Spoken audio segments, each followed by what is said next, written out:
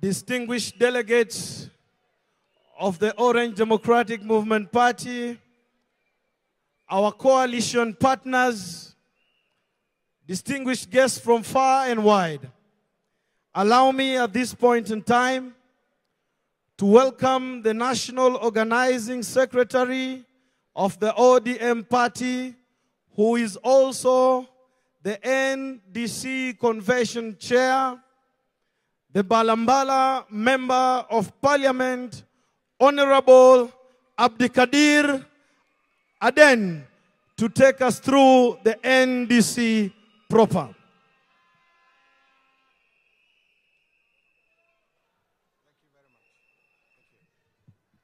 ODM! ODM! Wanachungwa oye! Mupo! Mpo! Asanteni sana.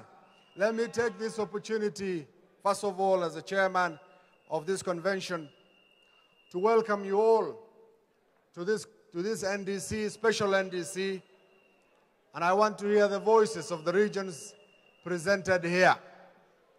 I know we have invited all the 47 counties. I want to start with Nyanza. Mko tayari? Nataka kusema karibuni, mnaniambia chungwa. Wana Nyanza oye!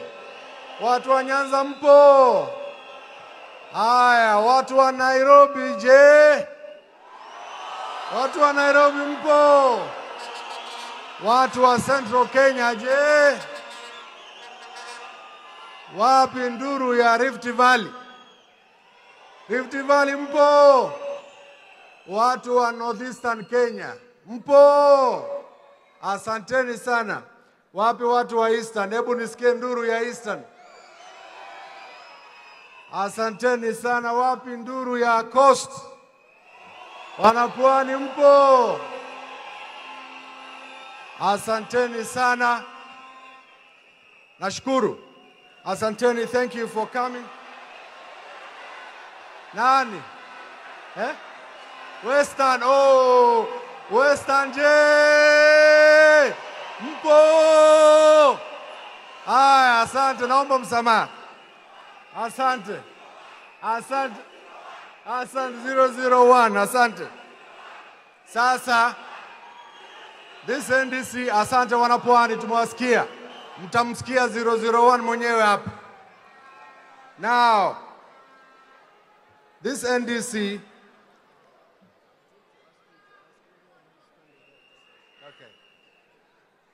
because we are about to begin the NDC. The NDC is a very formal process. I want to request all those people who are standing up there, please be seated, because we will have an opportunity for voting by acclamation. So for that reason, wale ambao mmesimama pale kwa entrance and exits, kuna viti, tafadhali, mtafute viti mkae. Naomba kumwita mwenyekiti ya chama ya ODM, Honorable John Mbadi, so that he can formally convene this NDC. Wapi nduru ya chairman ya ODM? ODM! ODM! Wapi nduru ya Honorable John Mbadi? Karibu sana bana chairman. Welcome. Thank you very much, the organizing secretary of the Orange Democratic Movement Party. Wanachungwa, ODM! ODM! Asanteni sana.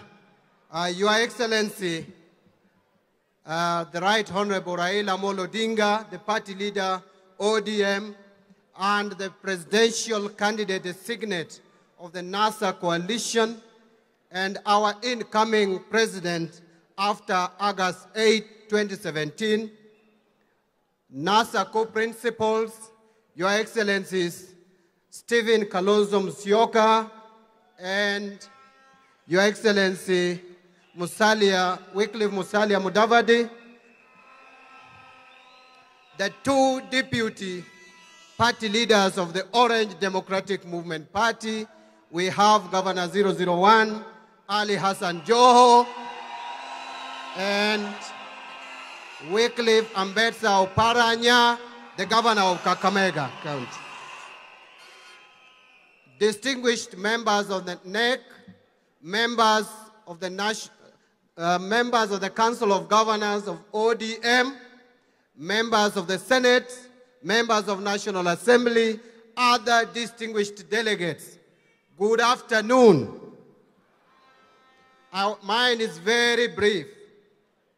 I want to just, in exercise of the powers conferred upon my office by Article 6, subsection 3, Roman 8 of our Constitution, to formally convene this special National Delegates Conference of the Orange Democratic Movement Party. Asanteni sana, Mungu wabariki. Thank you very much, Chairman. Your Excellencies, to our delegates, I want to make some few housekeeping things.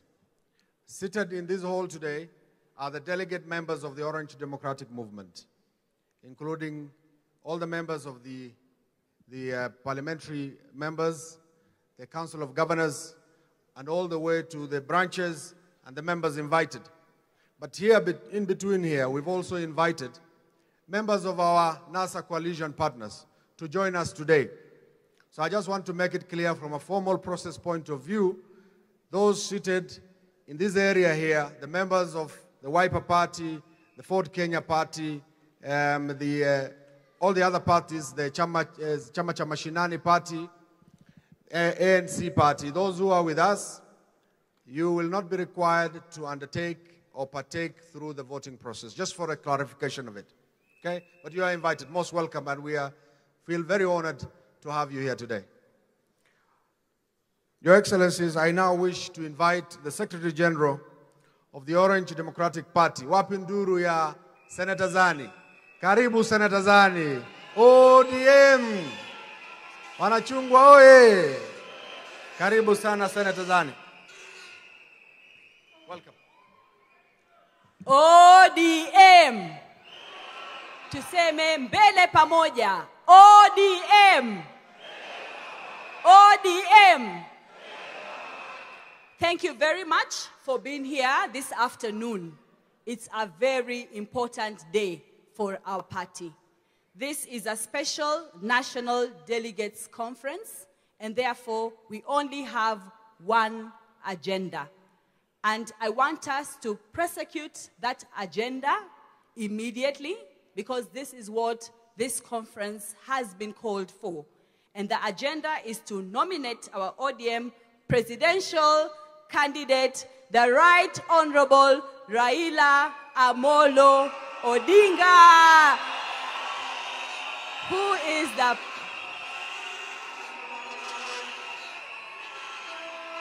is the party leader of the Orange Democratic Movement.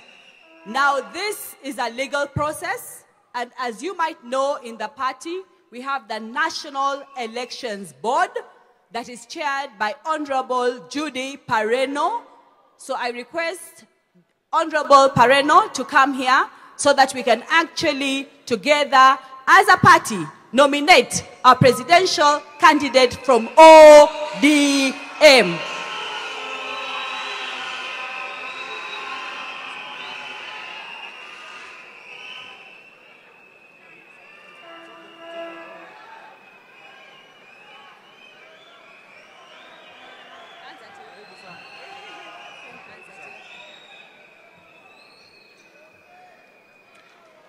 Honorable delegates,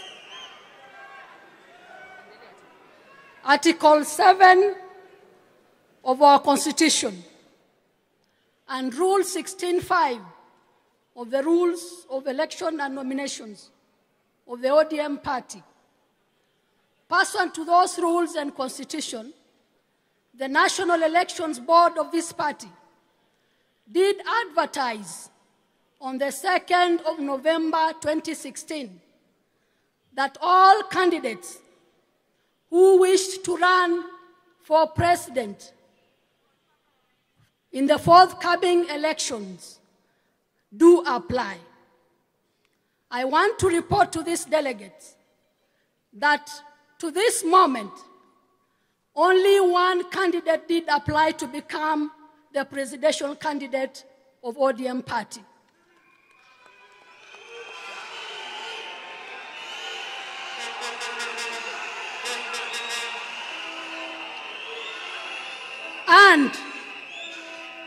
And only one candidate did qualify to become the presidential candidate for the Orange Democratic Party.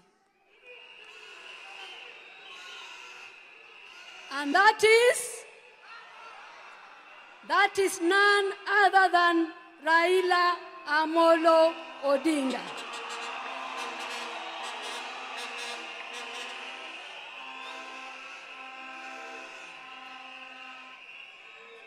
I do pronounce that we only had one candidate, and I now call upon the proposer, please stand up, the seconder, please stand up. Yes, raise your hand, and I now ask the proposer to pronounce his proposition.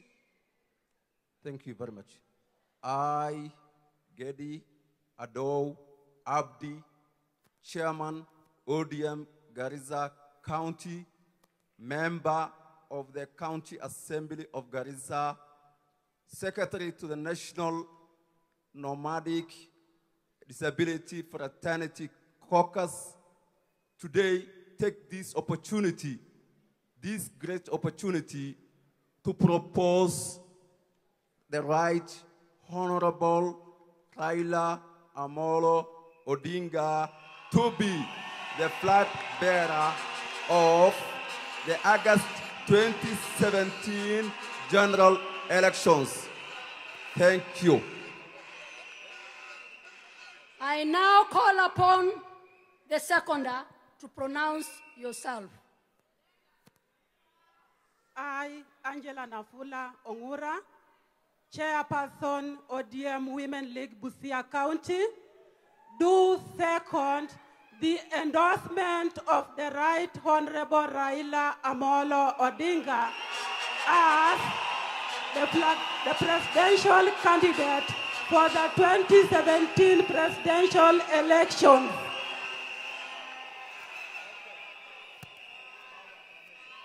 Now, honorable delegates, it is your duty to pronounce yourself by way of acclamation to endorse the Right Honorable Raila Amolo Odinga to become the President of the Republic of Kenya come 2017.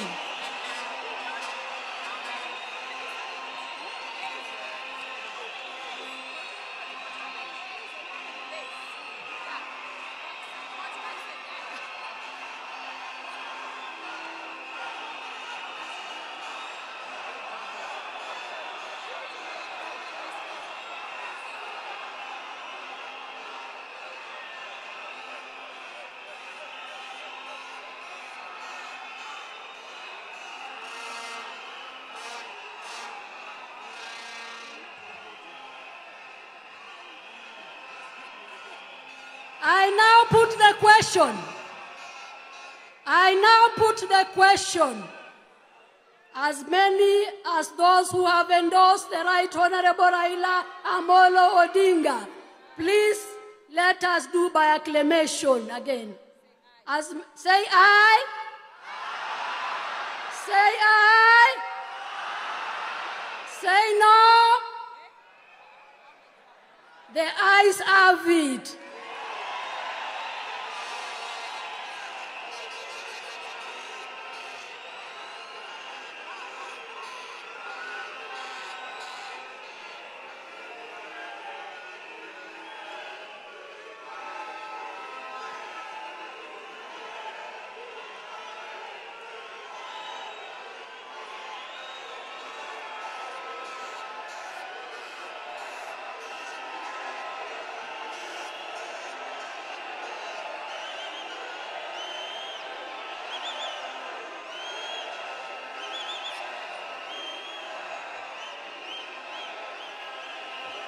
I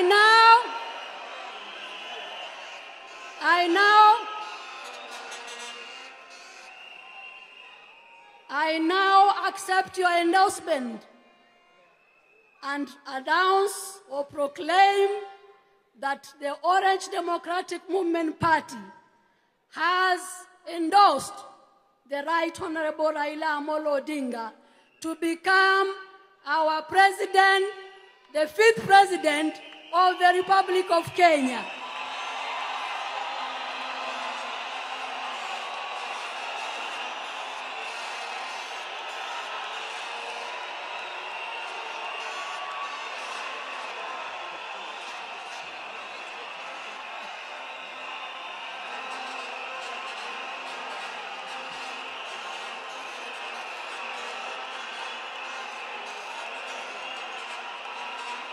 Can I get it?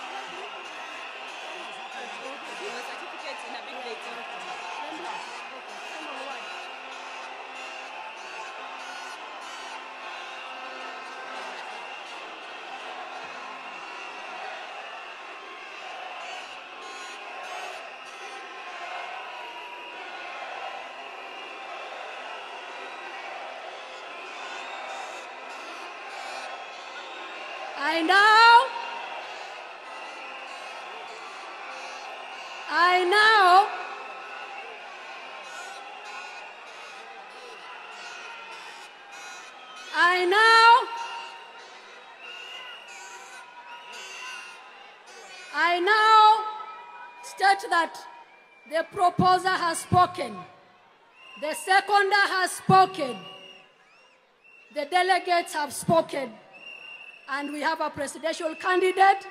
God bless you all.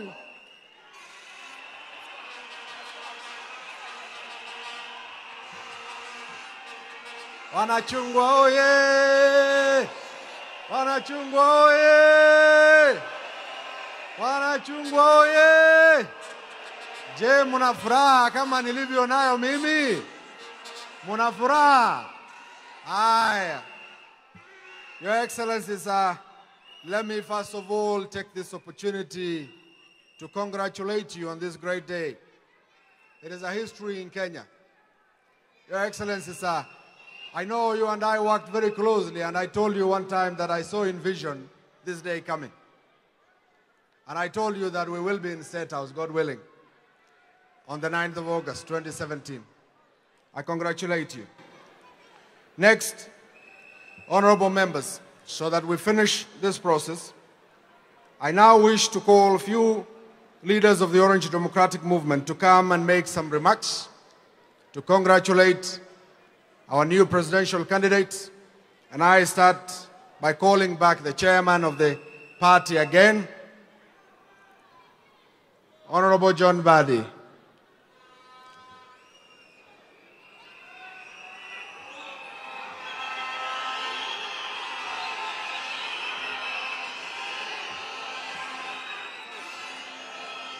Thank you very much. Thank you very much, the organizing secretary. Let me take this opportunity to first congratulate sincerely the Right Honorable Raila Amolo Odinga, who is our party leader, for clinching the nomination of the Orange Democratic Movement Party. And I'm sure before we conclude this convention, we will have his certificate ready and hand it over to him. I am so happy and very happy this afternoon because we have made a great step towards realizing the Raila presidency that this country has been waiting for. I think we don't have any more time to wait longer for Raila presidency. But I will not forget to thank sincerely on behalf of the Orange Democratic Movement Party the co-principals of the NASA coalition. And I want to be particular and thank sincerely His Excellency Stephen Kalonzo Musyoka, who is our Deputy President designate. Thank you very much. Thank you very much. I also want to thank sincerely His Excellency Musalia Mudavadi, who is the leader of the Amani National Congress. Allow me also, distinguished delegates, to thank in absentia our brother Moses Wetangula, the leader of Ford Kenya, and also the governor for Bomet County, Isaac Ruto, for accepting to honor our party leader to be the first among equals to lead us to this great journey of crossing River Jordan to enter Canaan that Kenyans have yearned for since 1963.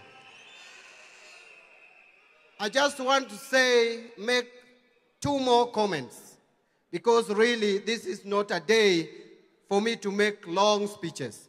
This day is dedicated to none other than Raila Amolo Odinga. But I want to say that as a party, we stand for social democracy. And as a party that stands for social democracy, we are interested in improving the living standard and the living condition of the people of Kenya. For us to realize that, to reduce the cost of living in this country, and also to curb the runaway debt that this country is getting into, we have no any other better time. But we have a date with destiny on 8th of August. We have no choice but to have Raila Amolo Odinga as the president and Kalonzo Musyoka as his deputy president. I want to conclude by warning the Jubilee administration, and more particularly the president and his deputy. As the chairman of the Orange Democratic Movement Party, we are not ready for any other monkey business during the electoral process. We are saying in no uncertain terms, and the IBC should listen to this, that the appeal that IBC took to court to force us to tally the presidential votes in Nairobi, that we will not accept it. The results that will be announced and shall be announced in 290 constituencies must remain as the valid results for our presidential candidate. I say that because this time round, we have given an assurance and a commitment to the people of Kenya who are going over 10 million strong people of Kenya who are going to vote for Raila Amolo Odinga, that we will not come back to you and tell you that votes were stolen. That this time round, Raila must be sworn in as the president, the 5th president of the Republic of Kenya. Asanteni sana, Mungu wabariki. God bless Kenya. Thank you very much. Thank you very much, Chairman. Okay. You want them to speak from here? Thank you very much, Chairman. Now, I wish to call upon the Deputy Leader of the Orange Democratic Party Movement, Honorable Wycliffe Ambesa Oparanya. Wapi nduru ya Oparanya? Karibu Mheshimiwa. ODM! ODM! Me, also as the Deputy Party Leader of ODM, I want to take this opportunity to congratulate Honorable Raila Amolo Odinga being nominated to be the presidential candidate and to be the 5th President of the Republic of Kenya.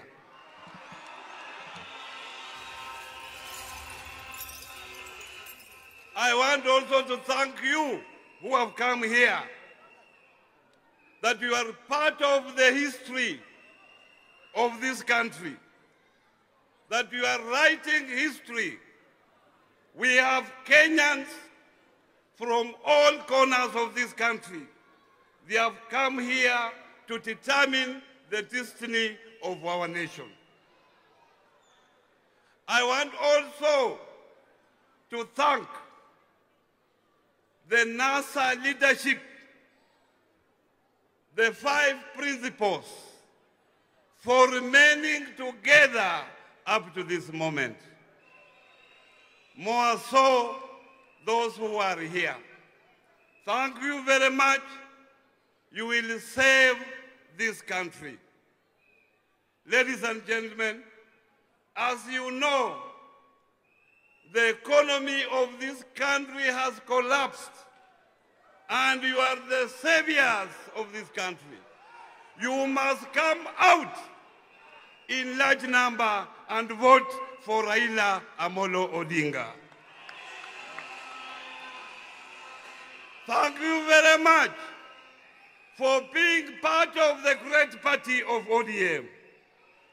And through NASA, the National Alliance, National Super Alliance, we are going to create a super nation. A super nation that will have a super agriculture, that will have a super healthcare, that will have a super clean water, that will have a super everything. And that bridge to the super nation is Raila Amolo Odinga. Mungu awabariki. Thank you very much. Asante sana Mheshimiwa Gavana Wycliffe Oparanya. Before I call on our entertainment, Helena Ken, as she prepares, I want us to hear the voice of the next Deputy Governor of the Orange Democratic Movement, Governor 001, Honorable Ali Hassan Joho. Wapi nduru ya Hassan Joho? Asante sana. Haya. ODM hoye! ODM hoye! Sasa, asante. Sasa nataka nichukue dakika chache sana. Asante. Kwanza ni peane hongera zangu kwa the Right Honorable Raila Amolo Odinga kwa kubeba bendera ya chama cha ODM tarehe 8 mwezi wa 8 mwaka huu, na confidence ambaye wana ODM wamempatia leo. Safari inaanza, nami naungana na wenzangu kusema Your Excellency, congratulations. We are certain by grace of our Creator, you shall take us to Canaan.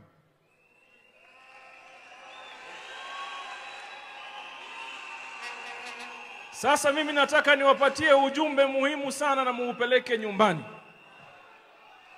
Mimi hapa ndiyo yule adui 001 wa Jubilee government.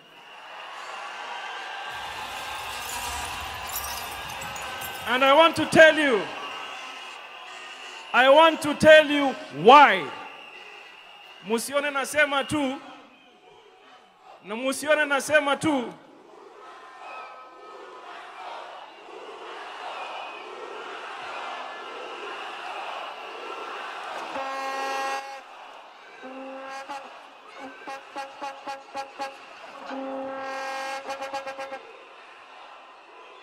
Haya. Wakenya wamesikia hayo. Nataka niseme hivi na munielewe. Kwa nini mimi kama Hassan Joho napinga vikali serikali ya Uhuru Kenyatta na William Ruto? Na nashukuru, this really is a rare opportunity kwamba unaweza kupata Wakenya wote kwa pahali pamoja. Mimi nataka nizungumze na nyinyi leo, nitoke jimbo moja paka jimbo lengine. And I want to begin with my brothers and sisters from the Coast Province. Nataka niwaambie hivi, Uhuru Kenyatta na William Ruto wana mipango kabambe ya kuhakikisha nyinyi watu wa pwani mmebaki maskini, ili wao wakija muwapigie makofi, muombe misaada, wazidi kutukandamiza. And I want to tell you, the coastal people, wamekuja kwetu Mombasa, wakaiweka mnada bandari yetu, kipewa uchumi cha kipekee katika the entire coastal region. Mimi najua wameweka bandari hiyo, wamewauzia watu fulani wa kutoka Arabuni kwa bilioni 27 ili watu wa pwani wazidi kuwa maskini. Wakatoka hapo wakaleta mradi wa SGR, na haukuletwa na wao, uliletwa na Raila Amolo Odinga na mwenzake Mwai Kibaki kwa bei ya usawa, bei ya kisawa sawa, wakaongeza bei. Sasa wameifanya SGR itashuka katika koo za Wakenya, hasusa wale wa pwani, kwa uzito zaidi. Kwanza, bei iko juu. Pili, tunajua wanataka kuhamisha utendakazi wa bandari kutoka Mombasa waupeleke Naivasha katika shamba la mtu binafsi.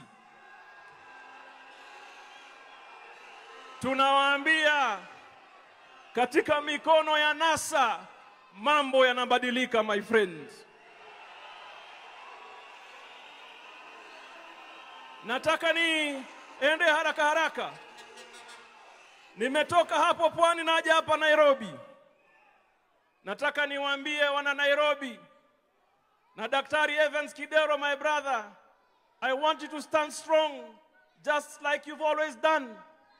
Hawa jamaa wamepeleka mswada kwamba Nairobi isiwe county, yani kuwe na county 46, watu wa Nairobi wakose rasilimali kupitia county government. Sahi, Nairobi ni pahali pagumu sana kwa kufanya biashara, na kila mtu akienuka wanamkanyaga na kumrudisha nyuma. So nawaambia wana Nairobi, kaeni ngumu na Governor 047, muhakikishe kwamba mambo yanabadilika. Nitaenda haraka haraka. Nataka niende Western Kenya. Western Kenya, munajua mambo yenu ni ukulima wa sukari. Nataka niwaulize, ni kampuni gani ya sukari sahihi ambaye Jubilee imeisongeza mbele?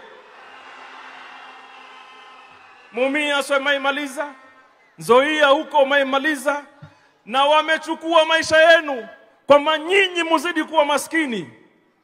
Wakauza sukari, wakafunga hiyo kwa kuleta maziwa na kuweka deal kupeleka maziwa Uganda na sukari ije hapa, wafaidike wao wenyewe kwa maisha ya watu wa Western Kenya na Nyanza kimpango. Nataka nije hapa Central Kenya. My brothers and sisters, you also have not been spared. Wanasemanga ni watu wetu, lakini ni watu wetu kwa mambo ya kibinafsi peke yake. Wanakumbuka kuwa ni wenzenu wakati wako na shida zao. Wakati wakifaidi, nyinyi mnazidi kuwa maskini, wao wanasonga mbele. Nataka niwaambie, even my brothers from the Central Kenya have not been spared.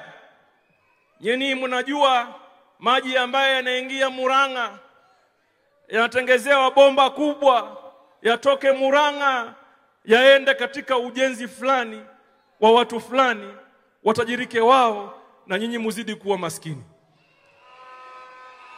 And I want to tell you, my brothers and sisters from Central Kenya, mimi najua you have been marginalized, even though many of you have been indoctrinated, radicalized in one way or another, that Raila Odinga presidency itawafanya kuwa maskini. But I can tell you, piga udadisi sasa, utakuta wengi ni maskini, na wale wanaoambia hayo wanabaki kuwa matajiri wao na familia zao at the expense of the people of the Central Province. Nataka niende Nyanza ndio nimalizie huku. Ndugu zangu wa Nyanza, maisha yenu yako katika uvuvi wa samaki na utendakazi wa bandari. Si namna hiyo? I was having a conversation with the Prime Minister some 2 days ago. And I told him, if really they wanted to operationalize dry port facilities, they should first of all remember there's an existing one in Kisumu. Iko hapo. Lakini hiyo haiwezi kufanywa kwa sababu nyinyi mnatakiwa muwe maskini, lakini watu binafsi in the area of Naivasha watajirike kwa sababu ya utendakazi wa bandari.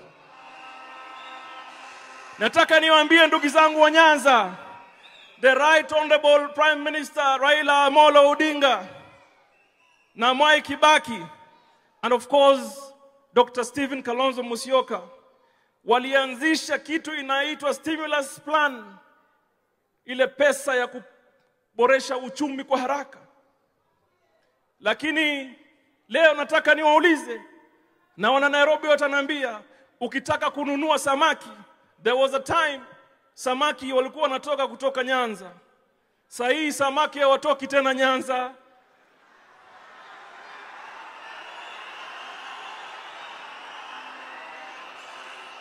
Samaki hawatoki Nyanza tena kwa sababu wanajua mkiuza samaki mtasomesha watoto wenu, mtaboresha maisha yenu, mutatoka katika umaskini. I want to tell you the people of Nyanza, mambo yanabadilika my friend.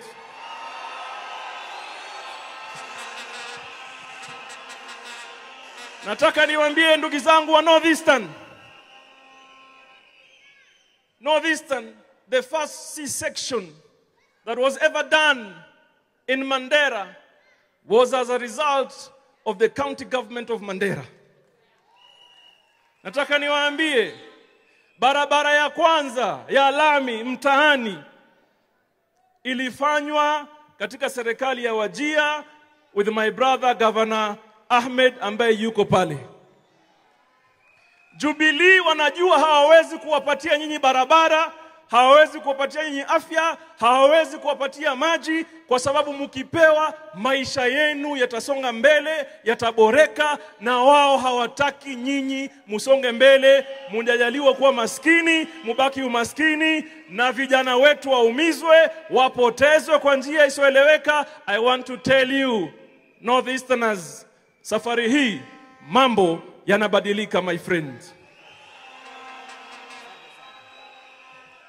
Nataka niwaambie Rift Valley, sisi Waswahili tunasema mwizi hana majina mawili.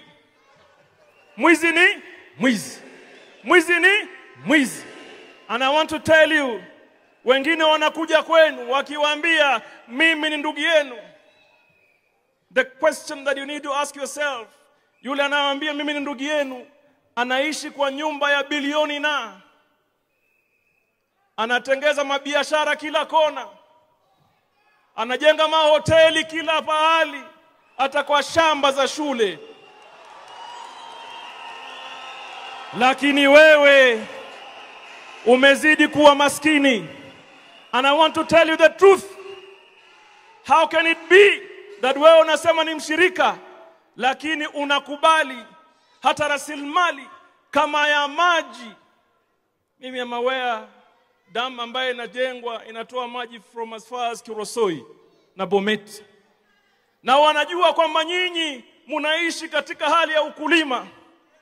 Sasa hivi wakichukua maji yenu, ina maana kwamba wanataka muwe maskini ili wakija wazidi kuwasumbua na muombe nyuma. Tunawaambia safari hii mambo yanabadilika my friends.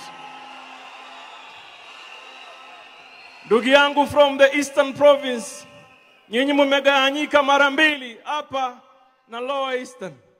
Sahi watu wa Meru walikuwa wanasomesha watoto wao in the top universities in the world. Lakini sahi, let us call a spade a spade, hali imekuwa ngumu, hata kuwalipia karo katika local university imekuwa shida, kwa sababu biashara yao imefungwa. Na Jubilee government imechangia pakubwa kuhakikisha kwamba wasisonge mbele. Ndio ikifika time kama hii, delegation ziende State House, wapige makofi, awaambiwe safari hii tutaangalia, tutaongea na Somalia, tutaongea na EU, biashara zao ziendelee. Nataka kuambia mambo safari hii yanabadilika. Ukienda kwa maeneo ya Ukambani, and I am surprised that they found coal in Ukambani, but they are better off to build a plant in Lamu. You know, it surprises us. Akili iko wapi? Kwamba rasilimali impatikana Kitui, lakini watu wa Kitui hawastahili. Unawanyang'anya hiyo, and then you go to force it down on the throat of the people of Lamu. Even when the people of Lamu, they have told you clearly they do not want that plant in their areas. Lakini unawalazimisha, because you know very well, if you invest in the people of Kitui, they will not beg you, their economy will thrive, and their lives will change, and they will live better lives. So nataka niwaambie watu wa Kenya, safari hii mambo yanabadilika. The other very important point, na mimi ndio expert katika mambo haya, it is what we read the other day. Ati sijui Daktari Stephen Kalonzo Musyoka, we know him. Afadhali useme kumhusu mtu mwingine. Dr. Stephen Kalonzo Musyoka ni mweupe kama pamba, my friend.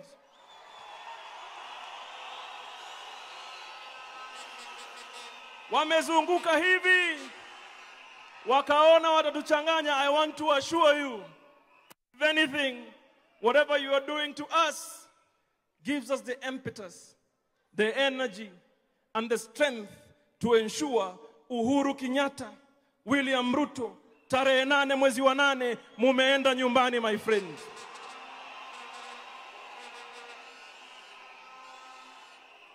Nataka niwaambie wa Kenya, munisikize kwa makini. The future of our children and that of our children's children is today in our hands. Iko mikononi kwetu.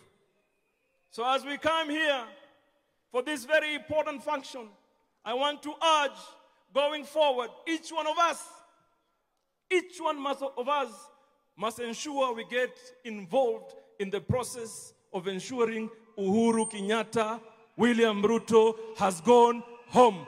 Mungu awabariki, Mungu awasalinde, Mwenyezi Mungu atupatie nguvu na kuwa pamoja. Asanteni sana. Asante sana. ODM. ODM. ODM.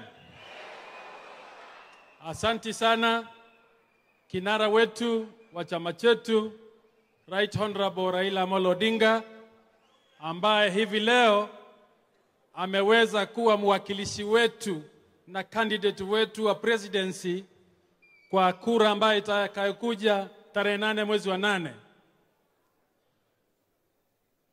His Excellency Stephen Kalonzo Musyoka, kinara wa NASA, kinara wa Wiper, His Excellency Wycliffe Musalia Mudavadi, kinara wa NASA, kinara wa ANC, Deputy Party Leaders wa ODM walio hapa leo, Governor Joho, Governor Oparanya, all delegates. Kwanza kabisa, ninasimama na wenzangu waliozungumza kwa kumpa shukrani delegates wote kwa kutupatia Right Honorable Raila Amolo Odinga leo kama candidate wa ODM.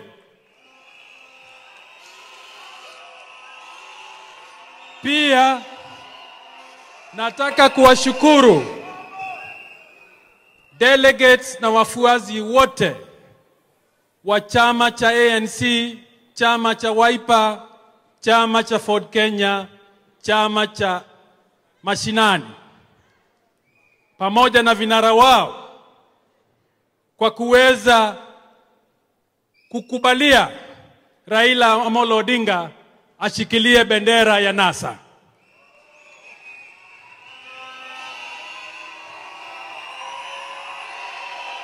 Tunawashukuru zaidi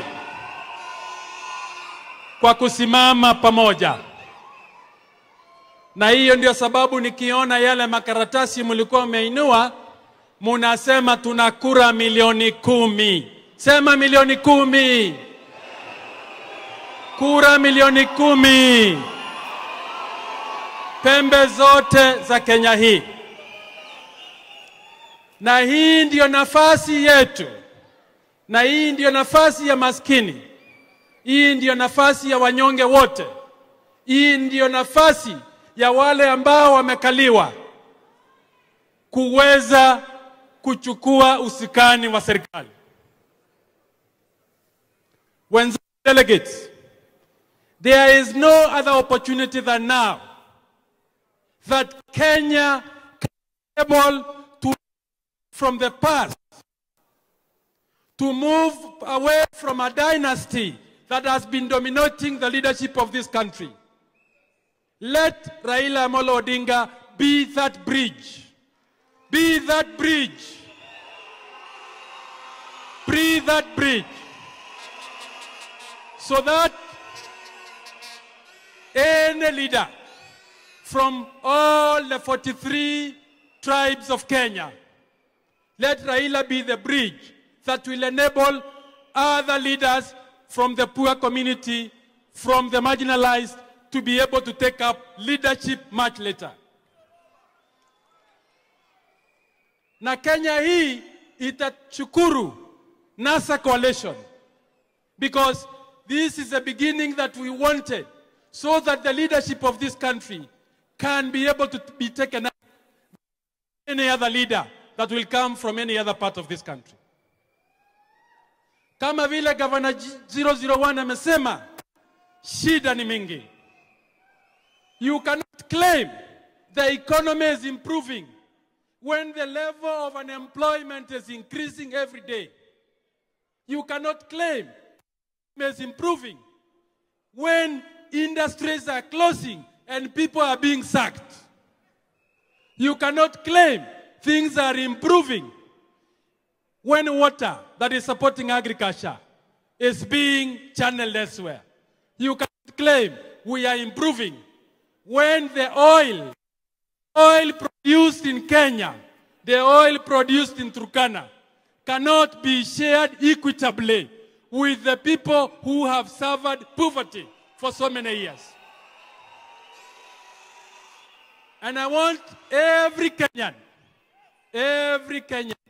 be there in Central Province, be there in Rift Valley, be there in Coast, in Eastern, in Western, in Nyanza, in Northeastern. When the economy is suffering, nyinyi wananchi wa kawaida ndio mnaumia. Na wachache wanajitajirisha. This is the time tubadilisha serikali hii, tuwarudishie kwa Wakenya. And I know combination ya Raila Amolo Odinga pamoja na Stephen Kalonzo Musyoka and the three deputy, the premier and the three other proposed deputy premier, we can be able to take this country forward. Na ninauliza jimbo zote 47, all the leaders from the governor to the MCA to the members of NASA, shikilia kaunti yako, hakikisha hakuna wizi ya kura itafanyika. Shikilia kaunti yako, zuia kura, zuia wizi. Zuia nini? Na IBC, they should tell the country the progress of the cleanup of the voter register. Wasiwe wanafanya ukarabati kule, KPMG wanafanya ukarabati kule na Jubilee. Watuelezea what is the progress, ili tujue kama inaendelea mzuri. Asanteni sana. Raila na Kalonzo Musyoka tibim. Tibim. Asante sana. Thank you. Thank you very much. Yeah. Okay.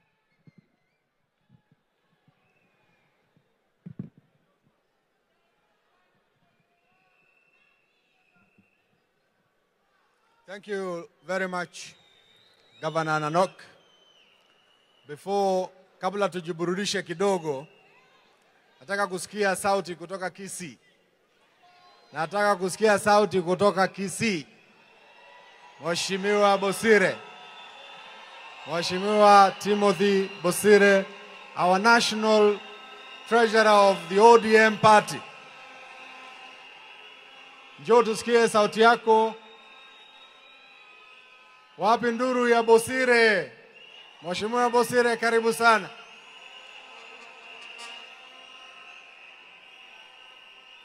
And then after Bosire speaks, Honorable Bosire speaks, we will have the entertainments.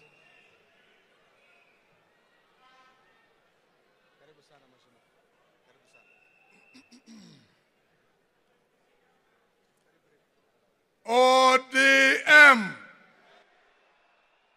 ODM. Asante sana. Nami pia nataka kuungana na wenzangu kwa kumpa shukrani Mheshimiwa Raila Amolo Odinga kwa kupewa nafasi awe rais wa 5 wa taifa letu la Kenya tukifika mwezi wa 8. Pili, nachukua nafasi hii pia kuwashukuru zaidi principals wale wengine 4 kwa kumkubalia Raila kuchukua nafasi hii ili apate kuokoa Wakenya kwa uongozi mbaya tumekuwa kwa zaidi ya miaka 50. Raila amepigana kila wakati, ametoa maisha yake, ametoa familia yake kwa kutaka kuokoa taifa letu kwa uongozi mbaya. Nafasi hii Kenya litakuwa taifa la kabila moja, sio taifa la makabila mbili. Kenya litakuwa na uchumi unaendelea, sio uchumi wa wezi. Tangu tupate uongozi, mataifa tulipata uongozi pamoja, ambaye ni Singapore, ambaye ni Malaysia, yamefika mstari wa mbele. Lakini Kenya yetu, kwa sababu ya kuwa na viongozi wakora, tumebaki nyuma. Na Raila ataokoa taifa hili sehemu hii. Na kwa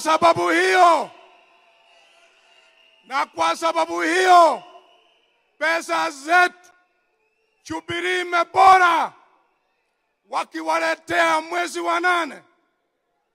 Na waomba pesa hizo asina dhambi ni zenu. Kuleni lakini chunga kura.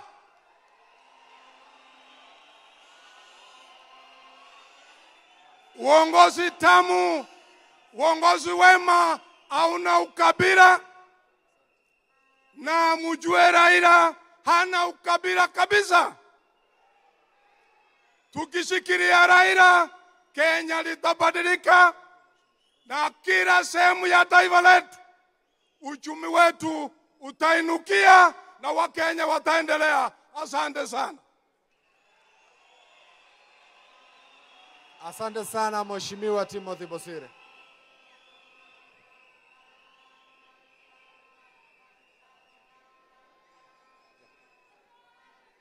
Asante sana Mheshimiwa Bosire. kwa mahali tumefikia kabla hatujaingia katika entertainments, nataka ku recognize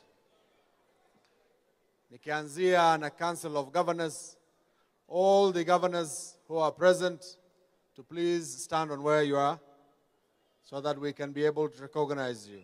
Thank you very much. A round of applause for our governors who are here. Thank you very much.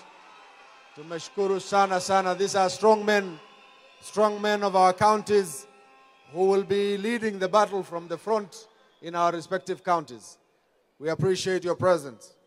I also wish to recognize the presence of members of parliament, that is the senators and the members of the National Assembly who are present. Please rise on where you are. Please rise. Members of parliament who are here, please wave at the people. Thank you very much. We appreciate you. Thank you for your time. Thank you for coming.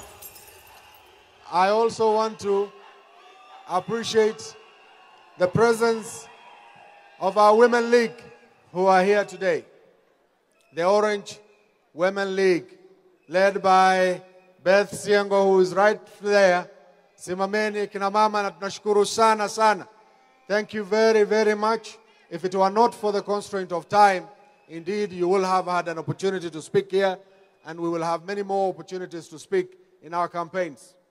Also, very, very important part of the Orange Democratic Movement is the Youth League, led by the Chairman Katora.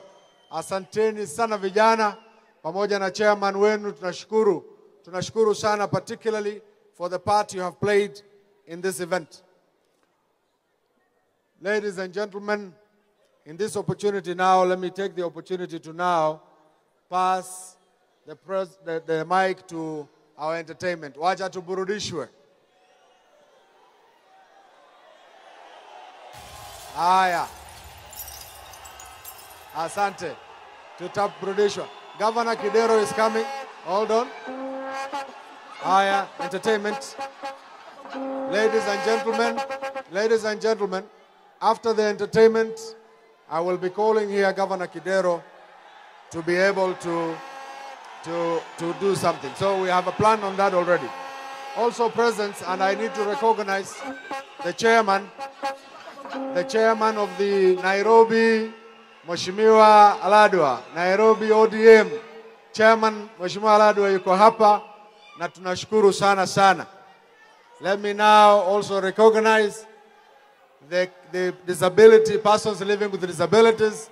Thank you very much for your presence here. I know there are many, many institutions and many wings of the Orange Democratic Movement ambao wako hapa, tunashukuru sana. We must progress because of time, and I now wish to pass to my colleague here briefly so that he can run us through the entertainment, and then we continue with the rest of the program. Nam wapendwa, munayoyasema tumesikia na iko na wakati wake. Atazungumza kabla ya candidate wetu kuzungumza. Kwa sasa nawaomba kwa heshima tumkaribishe msanii aliyetunga nyimbo ambayo imekuwa kibwagizo ya mabadiliko kwa nyakati hizi za Kenya. Let's put our hands together for a lady who has put together a song that has captured the hopes, dreams, aspirations of the people of Kenya in these perilous times. Please put your hands together for Helena Ken, doing the masterpiece Mambo ya Badilika.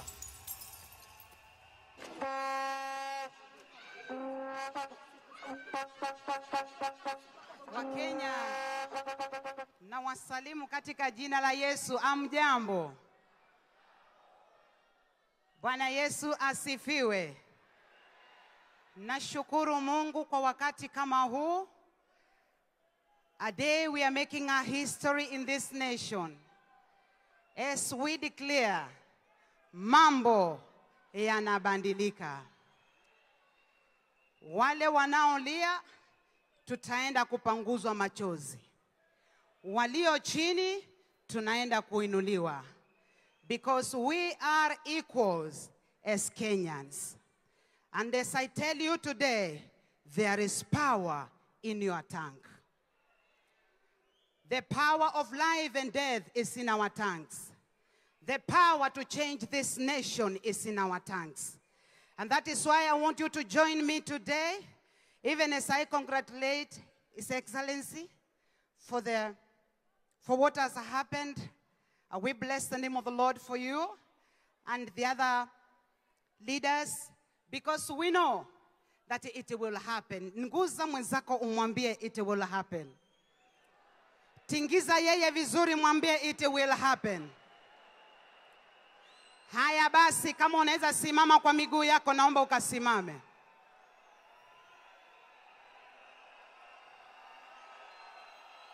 Haya. I want us to do a prophetic thing in this place. Naomba ukanipatie huu mkono. Naomba unipatie hiki kidole. Naomba upointi upande huu. Hebu piga step moja. Ingine na ingine. Hiyo inaitangwa breaking limitation. We must change this nation. Nikikwambia zunguka, tunazunguka tukielekea upande huu. Na tunasema mambo lazima yafanye nini? Hebu nipatie nduru kama unaamini mambo yanabadilika.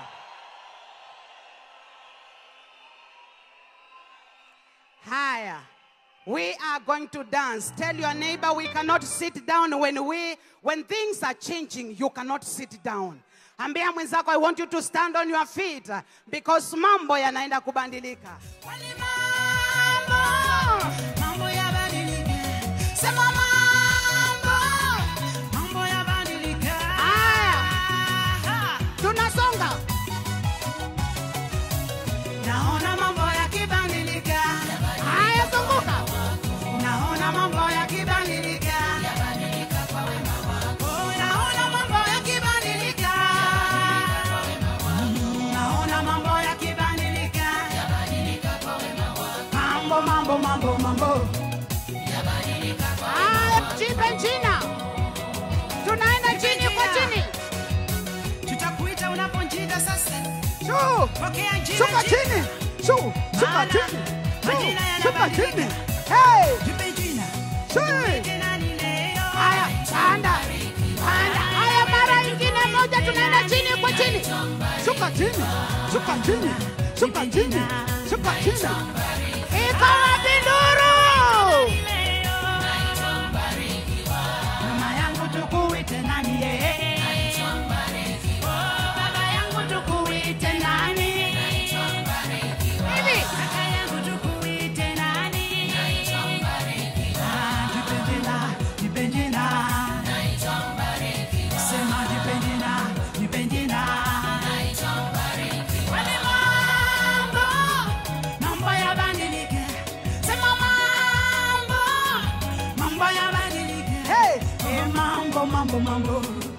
Mambo yabadilika. Sema mambo yabadilika. Viongozi wetu wameiba, hawajaiba. Chini kwa chini. Shoo. Shuka chini. Shuka. Iko wapi nduru? Panda. Iko wapi nduru? Naona mambo yakibadilika. Yabadilika kwa wema wako. Naona mambo yakibadilika. Yabadilika kwa wema wako. Naona mambo yakibadilika. Yabadilika kwa wema wako. Naona mambo yakibadilika. Yabadilika kwa wema wako. Mambo. Haya, geukia mwenzako mtabirie.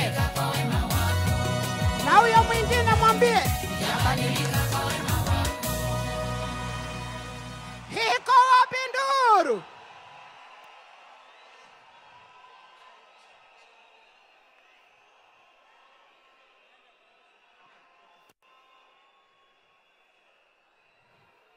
Brethren, Kenyans, I'll tell you one thing as I go to sit down. A sermon can come daily, but a song comes after a season. Mumenisikia vile nimesema? A sermon can come daily, but a song comes after a season. There is a season which is ending, and there is a season we are entering as a nation. There is a season which is ending, and there is a season which is beginning, and a season we are entering. It is for your good. If you believe with me, can you give the Lord a mighty shout in this place? Naam, honorable delegates, naomba uniwekee hiyo bango yako juu imeandikwa 10 million strong. Kama tulivyoanza tuseme pamoja 10 million strong. 10 million strong. Sauti kubwa inaweza kufanya kabisa 10 million strong. Basi naomba nimkaribishe tena organizing secretary. Tuendelee na ratiba, atuitie wazungumzaji wengine. Sana Madam Helena Ken. Hata mimi sikujua naweza nyorosha msuli namna hiyo. Nimechangamka kweli. Mmechangamka? Mmechangamka? Haya, asanteni sana. Ili tuweze kumaliza kwa haraka, ningependa kabla tujaingia awamu ya mwisho ya kuweza kusikia kutoka kwa vinara wetu, naomba kwanza nimuite gavana wa Nairobi, Gavana Evans Kidero, aje hapa aseme na watu. Naona Gavana Kidero unapendwa kweli. Gavana, naona watu wako wa Nairobi wanakupenda sana kweli. Karibu sana gavana. Aya. Wa ODM oye! Wa ODM oye! Wa ODM tibim. Asante sana. Our incoming president, Raila Amolo Odinga. Our beloved incoming Deputy President Stephen Kalonzo Musyoka, kinara wetu na rafiki wetu Wycliffe Musalia Mudavadi, na wa ODM wote, amjambo. Ingawa nimekuja kuwakaribisha Nairobi kama imechelewa kidogo, but we have to transact the business of the day first. And the business of the day was to get us the 5th President of the Republic of Kenya. Kwanza, shukrani zote ni kwake Mwenyezi Mungu. Kwa ajili yeye ndiye ametuwezesha, ametutembeza, na tumefika leo siku ambayo tumeamua Raila Amolo Odinga ndiye atatukomboa kwa yale maovu na mabaya ambayo tumeona hizi miaka zote. Nataka kuongeza nikisema hivi. Wengine walisema liwe liwalo. Sawa sawa. Wakati huu ni wakati wetu wa kusema liwe liwalo, Raila will be president.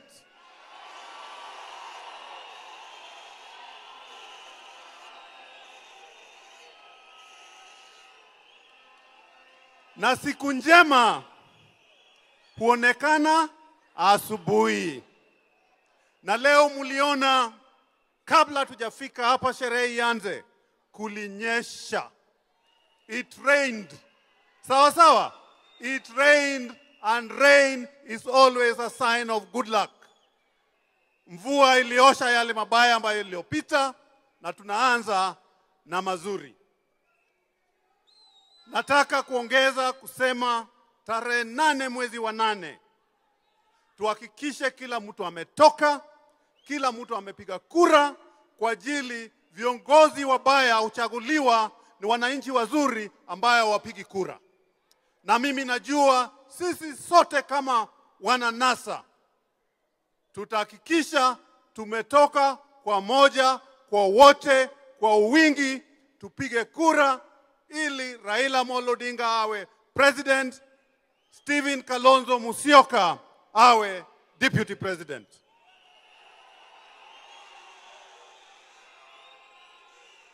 Ile nataka kusema nchi yetu ni nchi nzuri sana sana, kwa ajili wa Kenya ni wangwana. Mimi niko na imani tutakuwa na uchaguzi mzuri, na ningeomba let the elections be free, fair, transparent, credible and reflect the will of the people.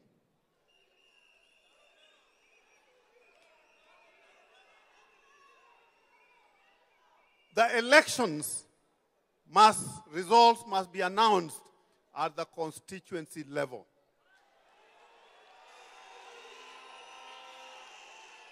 Tibim,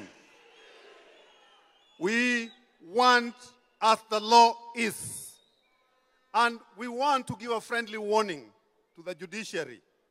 Hii maneno ambayo wanataka kucheza nayo hapa, hatutakubali. Hebu nione kwa ishara ya mikono kusema sisi hatutakubali. Tunataka watu wapige kura, kura zihesabiwe na results ziwe announced at the constituency.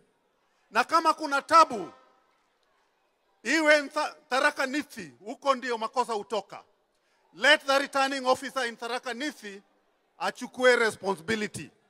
We don't want the responsibility to be transported to Nairobi. Nairobi ni safi. Nairobi ni safi kwa ajili hizi kura 2,000,000 ambayo ziko Nairobi, kura 1,500,000 tutapatia Raila Amolo Odinga. So kama kuna makosa in the constituency, let the returning officer at the constituency take personal responsibility. It should not be transferred to Nairobi. Na ukitaka kujua ukweli, hiyo nyumba ingine imeanza kubomoka, watu wameanza kutoroka. Na mimi,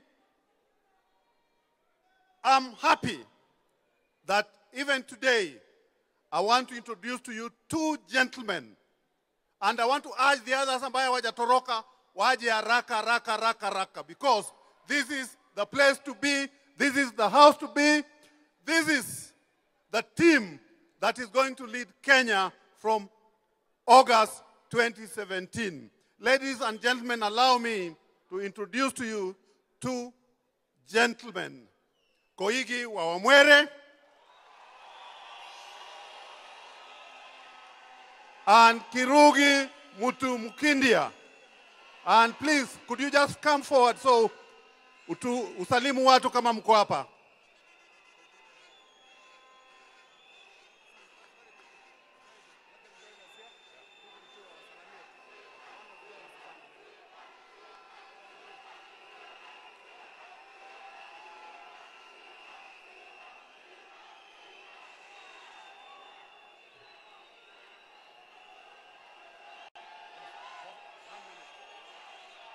Wa kwanza ambaye atawasalimu ni Koigi wa Wamwere, rafiki yetu ambaye anajua the place to be and the direction to go. Asanteni sana. Koigi, karibu.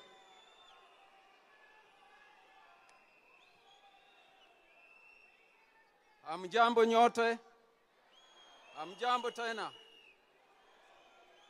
Mimi nina maneno machache sana ya kusema, na neno la kwanza ni kumrudishia ndugu Raila, rais mtarajiwa, shukrani kwa kutualika tuhudhurie mkutano huu mkuu wa ODM. Pili, tunataka kumpongeza Mheshimiwa Rais mtarajiwa. Tunataka kumpongeza kwa ushindi wake na uhakikisho ya kwamba yeye ndiye atakuwa mgombea wa urais na tiketi ya ODM na hatimaye atakuwa rais wetu wa 5 wa Kenya.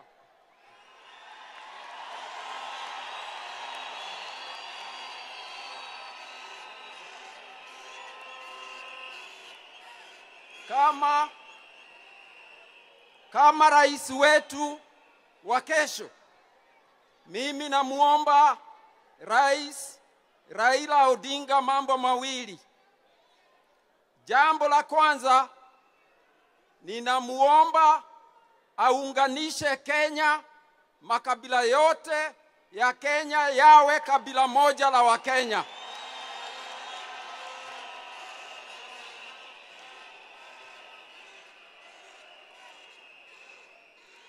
Jambo la pili ambalo nataka kutaja ni kwamba ukiangalia historia utaona ya kwamba Mzee Jaramogi Oginga Odinga aliachia Mzee Kenyatta utawala wa nchi hii wakati wa koloni. Walikuwa wamemuuliza aunde serikali. Kwa mara ya pili tumeona ndugu Raila akisema Kibaki tosha. Sasa tunaamini, na ninasema maneno haya nikiyaelekeza kwa jamii yangu ya Wakikuyu,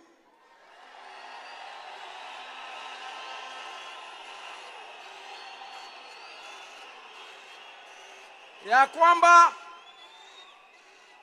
familia ya Jaramogi imewaachia Wakikuyu wawili nafasi ya kuwa rais, na sasa umefika wakati wa Wakikuyu kumwachia Raila utawala wa nchi hii.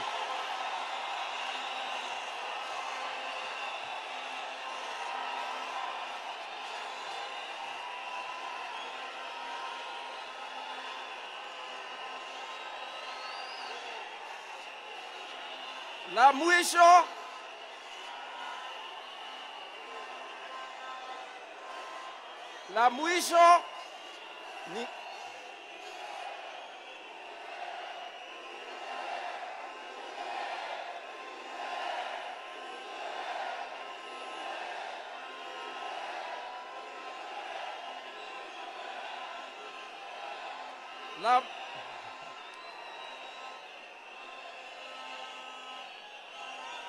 la mwisho,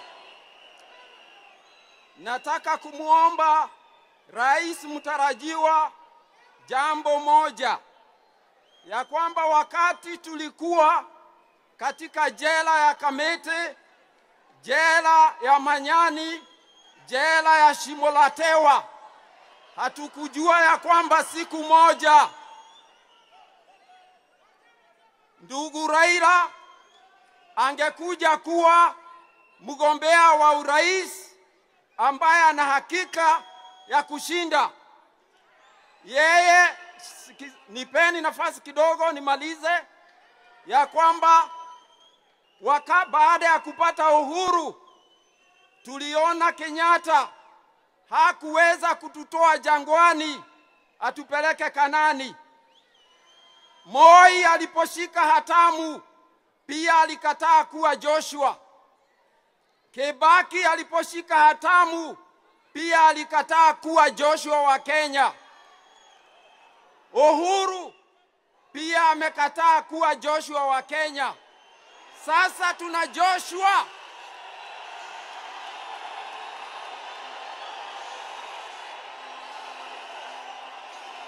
ambaye tunataka atupeleke Kanani, na tunaomba ya kwamba makabila yote ya Kenya yaingie katika safari ya kwenda Kanani, nchi ya maagano, nchi ya maziwa na nyama.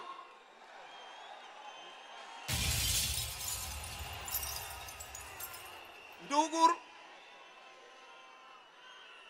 la mwisho nataka kusema ya kwamba baada ya muda mrefu kuwepo kule ambako nimekuwa, leo nataka kutangaza kama nilivyofanya jana ya kwamba mimi ni mwana NASA na ni mwana ODM na ni mwana Kenya.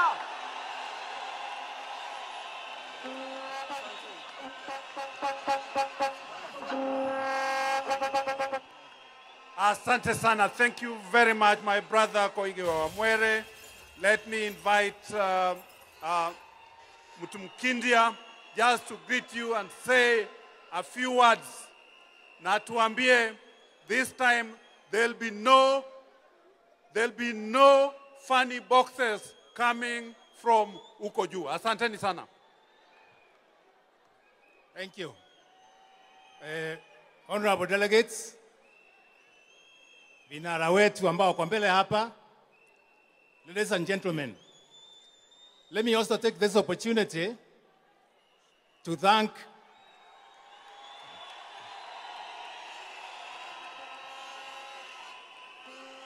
all ODM delegates.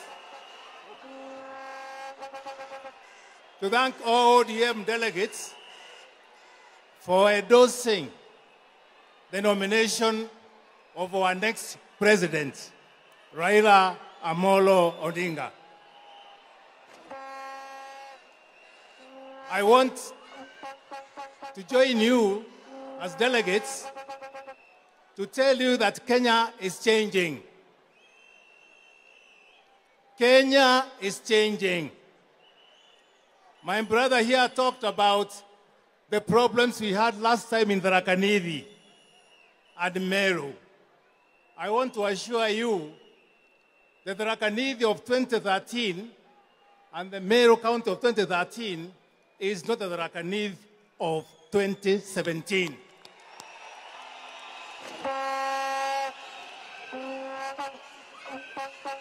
In 2013, Kenyans had hope in the so-called digital team. They have failed us badly. Instead of engaging in development of this country, all they have done is engaged in massive looting of the economy. Some of us had retired from politics.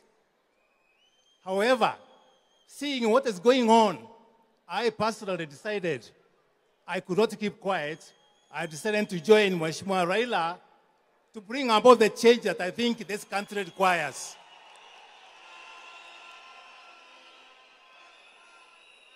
Today, I want to assure you, ODM and NASA team, that Meru on the ground, the Rakanid on the ground, NASA has at least 50% of the votes as we speak today.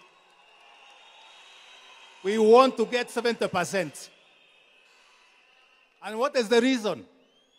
Very simply, we have been fed with massive lies about roads being done, which were never done.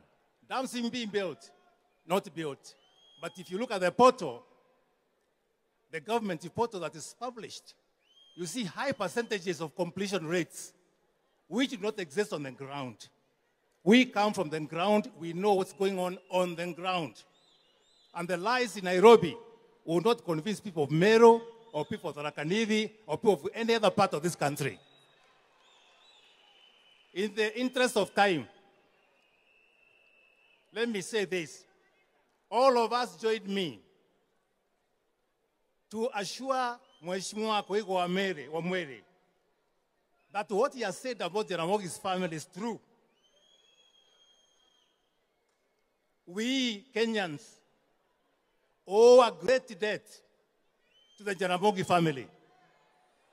And the time to pay our political debts is now. We must pay our political debts. And the first people who must pay this debt are the Mount Kenya people. They have benefited tremendously from the rule of Jomo Kenyatta. They have benefited tremendously from the rule of Mwai Kibaki, who Raila said tosha.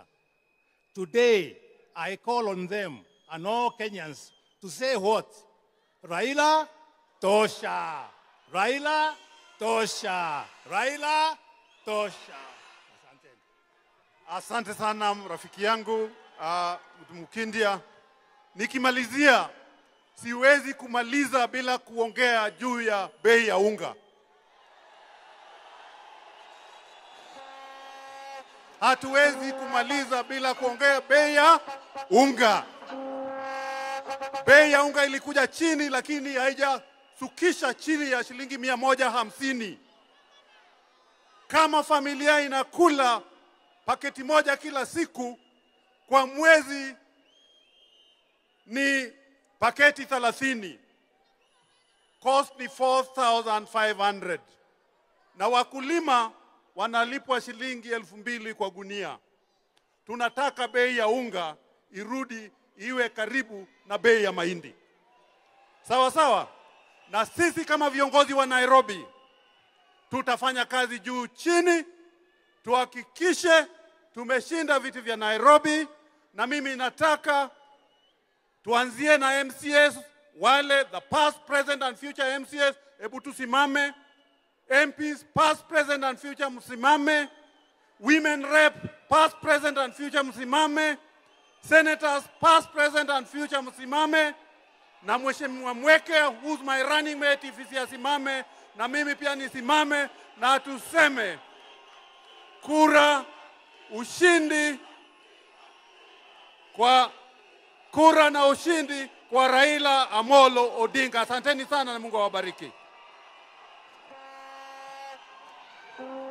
Asante sana Governor Kidero. In the interest of time, nimute dadangu Esther Passaris aweze tu kwa wave na kusalamia watu wa Nairobi. Naona wamefurahi na wewe. Kwa ishara ya mkono tafadhali. Mheshimiwa Esther Passaris yuko hapa. Wasalamie tu watu wa Nairobi. Ningependa uongee lakini wakati haituruhusu. Asante sana. Honorable delegates, thank you. I now wish to take this opportunity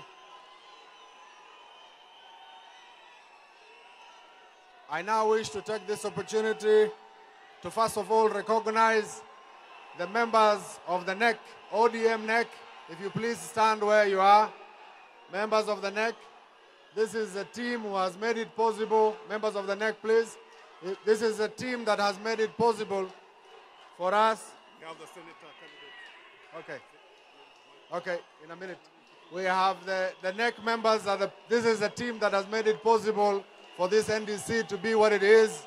And being a member of that team, I'm very proud of you and I recognize you for the good work led by the chairman and the SG. Thank you very much, ladies and gentlemen. I just want to recognize aspirant Senator Sifuna of Nairobi County. Pia akuwe recognized. Now, we must move with speed because of time. And now we are entering in the very last stage, whereby I wish to take this opportunity and urge you all to join me in welcoming on the stage our very honorable principals, co-principals who are here.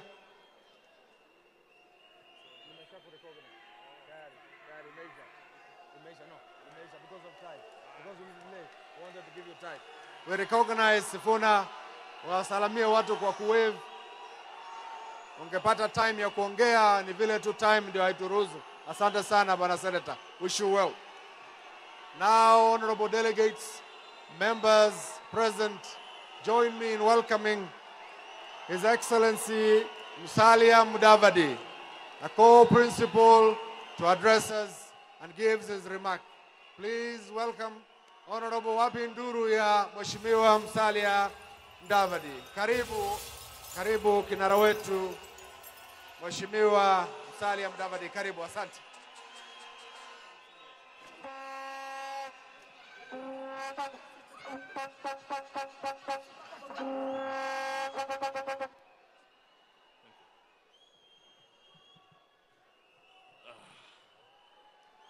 NASA hawa! NASA hawa! NASA hawa! NASA hawa! NASA hawa! NASA! NASA! Asante sana.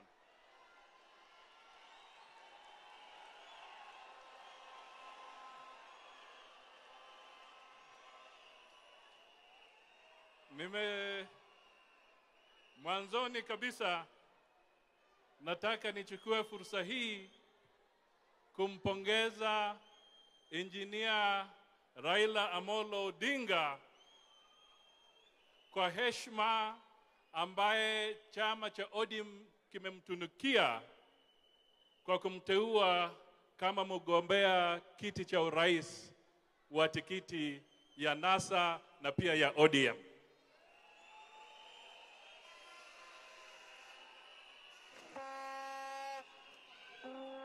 Mimi kama kiongozi wa chama cha ANC na mmoja ama mwanzilishi wa NASA, mimi nataka niseme ODM sisi leo tumemtangulia.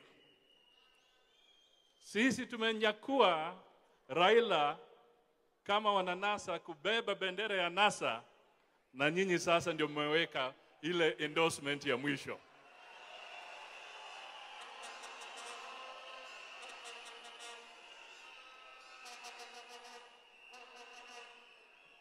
Mimi nina hakika kwamba ushindi ni wetu. Nina hakika ushindi ni wetu. Na kinara sasa, tukienda mbele, kinara wetu kwa siasa ni Raila Amolo Odinga.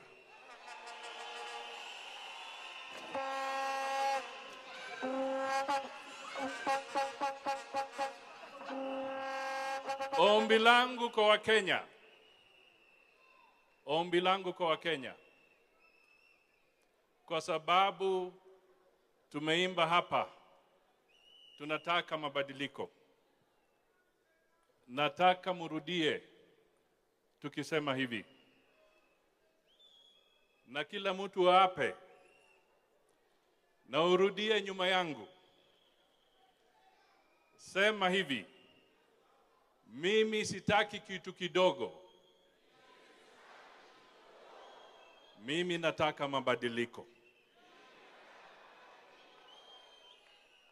Mimi sitaki kitu kidogo. Mimi nataka mabadiliko. Nasema hivyo kwa sababu watu wa Jubilee wanafikiri wewe utanunuliwa na kitu kidogo uwapigie kura.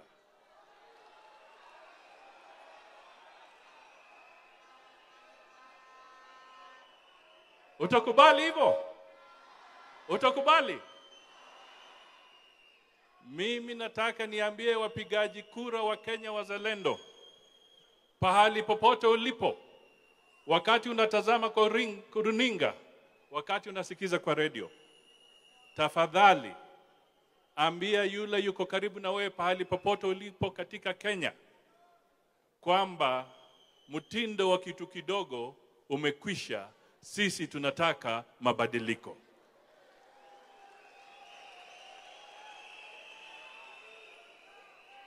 Huu jumbe uingie na uingie mashinani. La mwisho, mimi nataka nijiunge na wenzangu kusema kwamba hatutaki IEBC ituaibishe katika Kenya letu.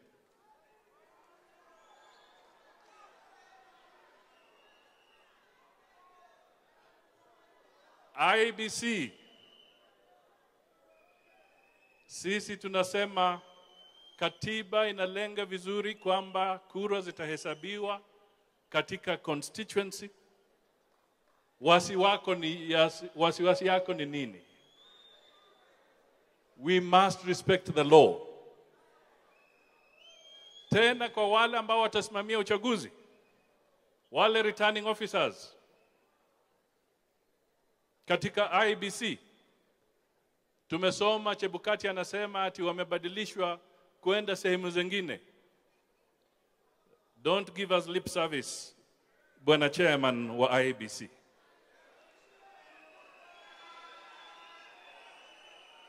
Don't give us lip service. Hatutaki returning officers ambao wanachukua instructions waende wajaribu kuharibu kura. Mimi nimekuwa nikisema na wenzangu kwamba upigaji kura is a national security issue. To choose, the right to choose your leader is a national security issue. Kwa hivyo tunataka IBC isituchezee.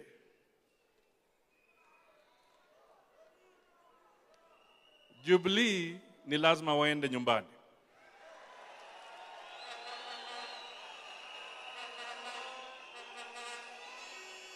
Na tunataka waende nyumbani kwa kidemokrasia, kura ihesabiwe, hatutaki runoff. Tunataka one off. Not a runoff, one off. Ili waende nyumbani. Mimi siwezi atarudia mengi, Koigi amesema yote. Lakini leo nilikuwa na rafiki moja alikuja kunitembelea nyumbani asubuhi mapema kabla sijakuja hapa. Na akaniambia kwamba kwa Kiswahili wanasema bado mapambano. Wale Portuguese wanasema a luta continua. Lakini alinichekesha, alisema kwamba mukisema a luta continua ile ya Portuguese, pia wa Jubilee wanasema a luta continua. Lakini spelling yao ya luta ni A-L-O-O-T-E-R.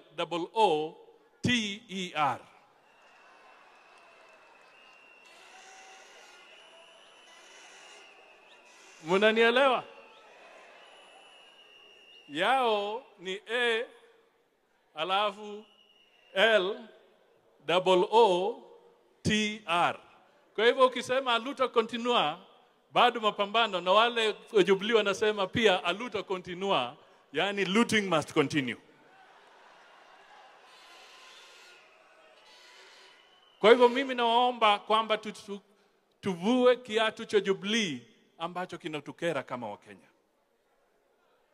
Vua. Vua. Vua. Vua. Nikisema NASA sema vua. NASA. NASA. NASA. I want to tell you that the success lies here and lies in our heart. Let every Kenyan become the NASA astronaut. Let every Kenyan become the NASA astronaut to take Kenya to greater heights. And I appeal to your goodwill, I appeal to your support, kwamba Jubilee must go home. As I go down to sit,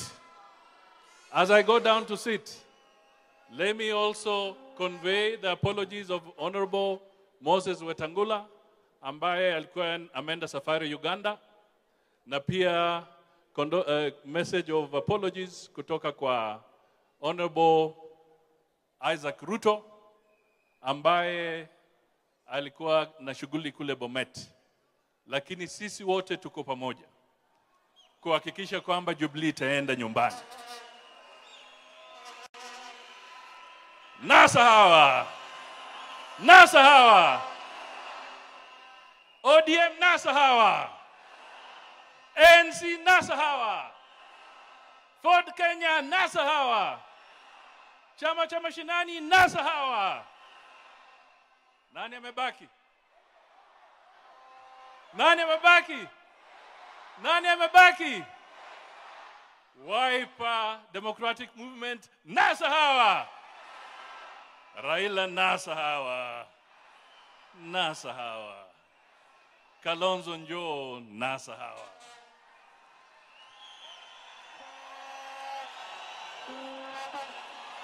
Nasa hawa. Nasa hawa.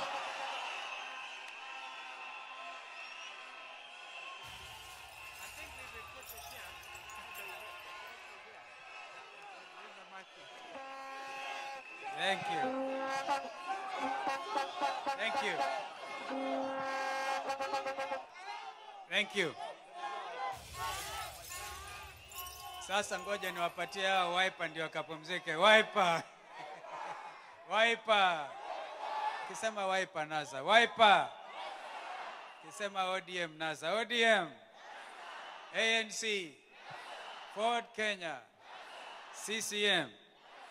Asanteni. Thank you. Thank you.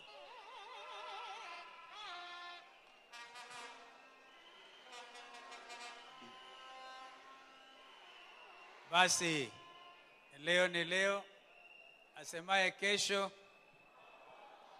na yule asiye na mwana afanye nini? Asanteni. Wana ODM hoye. Ndugu Raila Amolo Odinga, ndugu Musalia, na delegates wote wa chama cha ODM. Leo hii tumekuja kujumuika nanyi ili tuwapatie pongezi hasa ndugu Raila Odinga kwa vile amepata uteuzi wa kung'ang'ania kiti kwa mara nyingine, lakini safari hii kukiwa na ushindi wazi wazi.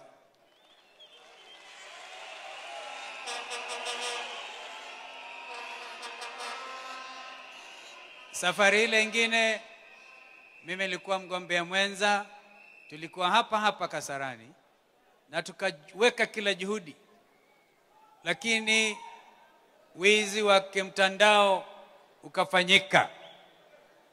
Safari hii ndugu Raila, once again I congratulate you and wish you God's blessings, even as I wish this country. Our country's constitution recognizes the centrality of God in the affairs of this nation. And that's why we do not pray in vain when a bishop so ably led us through the opening prayers. Ndugu wananchi wa Kenya,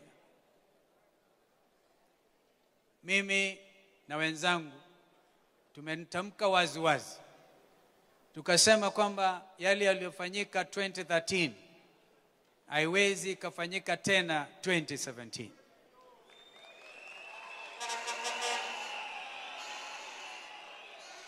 Tulisema wizi wa kura Kenya hautaruhusiwa tena Kenya hii. Yaliyofanyika hadi mahakama kuu, the Supreme Court. And our Supreme Court had the important and all-important occasion to start off under our new constitution. Na yale maneno yalipelekwa kule, ushahidi wote, vile kura ziliibiwa, yote akatupiliwa mbali. Na mimi na ndugu Raila tukasema Kenya ni kubwa kuliko sisi. Miaka mitano ni siku chache mno. Miaka mitano ama miaka minne ni siku chache mno, hasa katika historia ya nchi. Kwa hivyo ndio tukasema safari hii hatubahatishi, tumejaribu kuziba kila pengo. Na tulianza na IEBC, wananchi wa Kenya wakasema IEBC must go. Walienda hawakwenda. Sasa IEBC walioko sasa and I want to be very brief because this is a day not for Wiper, but for ODM. Mimi nilikuwa na siku yangu hapa tarehe 13 mwezi Disemba, ambapo mimi nilipatiwa niliidhinishwa kugombania kiti cha urais. Na yale ambayo mnajua yote yamefanyika, kisha baadaye leo tuko hapa sisi wenyewe kama ndugu Musali amesema, tukasema Raila songa mbele, na sisi safari hii tuone vile itakuwa, kwa sababu kesho ni siku pia. Huu sio wakati. I want fellow Kenyans, this is a time for serious planning, precision in delivery, from the campaign managers to the administrators to the polling agents. Vituo vyote 44 ama zita 41,000 vituo vyote ambavyo vinapigiwa kura. Wakati wa mabadiliko Kenya ni sasa. There comes a time, as once our late brother Saitoti said from this place, when certain things must happen. The time for change, mabadiliko ni sasa. Na yule dada lazima Mungu alimzungumzia usiku, akamwambia tangazia wananchi wa Kenya mabadiliko ni sasa. And this is the change you cannot stop. Because you stop this change, you are messing up the country.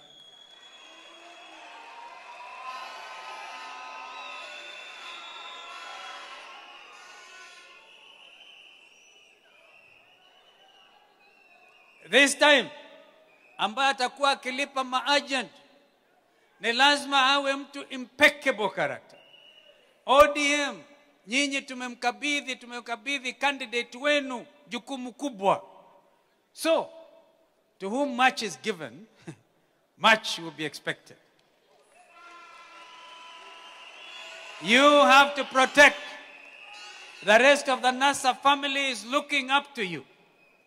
Mukionyesha ujeuri kwa mfano, museme sisi wana ODM hakuna Wiper, hakuna NASA, hakuna nini, hakuna Ford Kenya, ujeuri huo will be costly.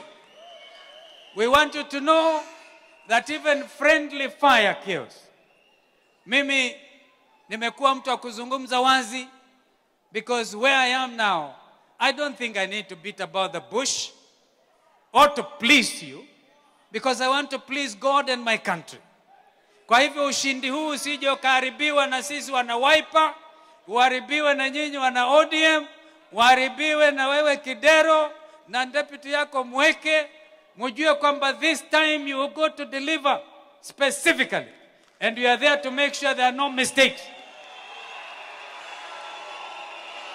There are no mistakes.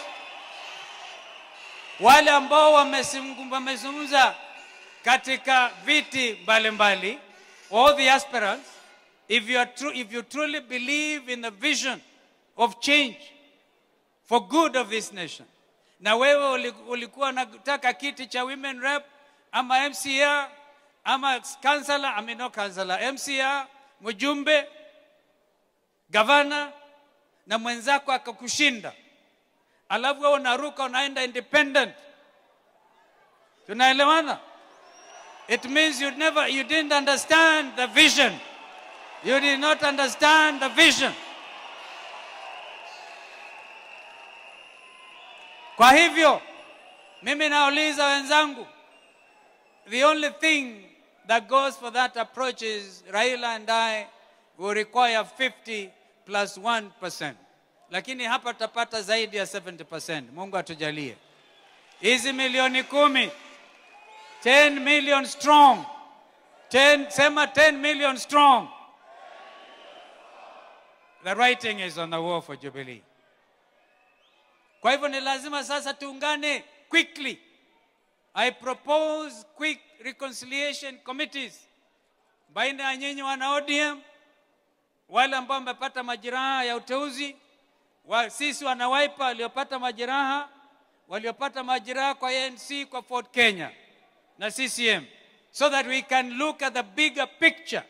And if you look at the bigger picture, you will surely not want to have Arab Mashamba as the deputy president of this country again.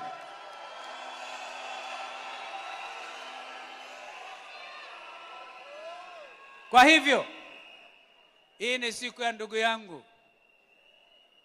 I want to tell you, this is a year like no other. We are going to invite international observers. We will send our teams. We will work with the university students wherever they are. Volunteers, wajitokeze. With the youth, with our women, even our disabled. Kila mtu achukue nafasi yake. Asa kama agent. This time, mimi tutanaona, I propose tumpatie zawadi. Yule agent ambaye kutoka sasa atafanya aseme yeye shilingi yake moja hiyo hataki kulipwa, anataka Jubilee waende nyumbani. Na sio yule agent ambaye unampigia simu kumuuliza kituo Kasarani kikoji, mheshimiwa na tangu asubuhi sijakula. That is the wrong agent. Ni lazima tutafute fighters ambao watadeliver, watu ambao watajinyima ili kuhakikisha ushindi ni mkubwa, kwa sababu tulisema safari hii hatutaenda kwa mahakama. Safari hii ni mahakama ya wananchi wenyewe. Hebu nipatie 10 million strong. 10 million strong. NASA. As Mudavadi will say, NASA hawa. Kwa hivyo, ikiwa ni siku ya ndugu yetu huyu, I said I won't say much. But I want to say this, that this moment, ni Shakespeare mwandishi mashuhuri kabisa over time, alisema kwamba there is a tide in the affairs of men. In those days of Shakespeare, gender was not as strong. He would have said there is a tide in the affairs of men and women. And that tide, the high tide, the high moment for Kenya is now. We must seize this moment. And we will do so, as Koigi Mwamwere has said, by uniting Kenya. Mimi nitakuwa mstari wa mbele kuhakikisha mimi na Raila tutaunganisha Kenya hii. Hakutakuwa Mkikuyu, Mkamba, Muluya, Mjaluo. Kenyans, let's get up. You cannot talk about the tribe anymore. Tusimame pamoja, tukatae ukabila. Inclusivity. One nation, one people. When I say one nation, sema one people. One nation. One nation. Basi maso ceremony sijui wewe ndio utamkaribisha Raila kuja endelea. Mheshimiwa Organizing Secretary. Thank you.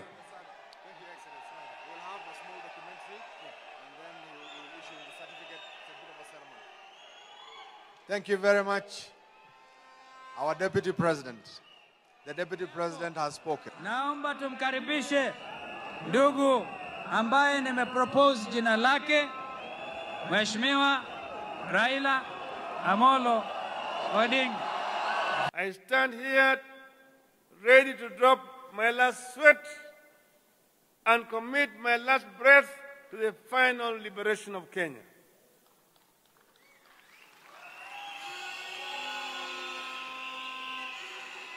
This ticket has come at a defining moment for our country.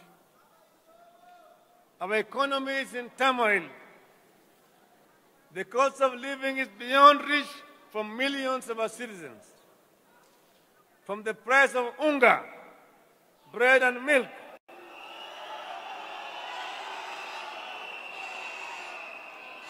to bus fare, to rent, and to paraffin, the cost of everything has gone through the roof.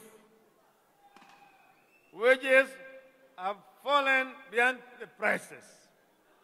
And recently, on Labor Day, the President is giving increases to begin in July, when he's going to be going home.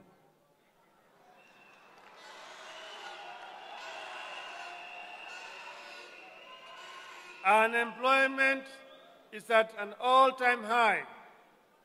Our education is falling, and our children, instead of propelling them to the next level. We must rid this country of tribalism. We must kill corruption before it kills our country. We must make Kenya pull together as one people in one nation. We cannot continue being two or more nations in one. We must empower communities instead of weakening and stealing from them. We must contain our appetite for borrowing and spending. Kenya needs and Kenya deserves a caring and responsible leadership that knows we cannot live as if we are in the last generation on this land. We must leave something behind for our children.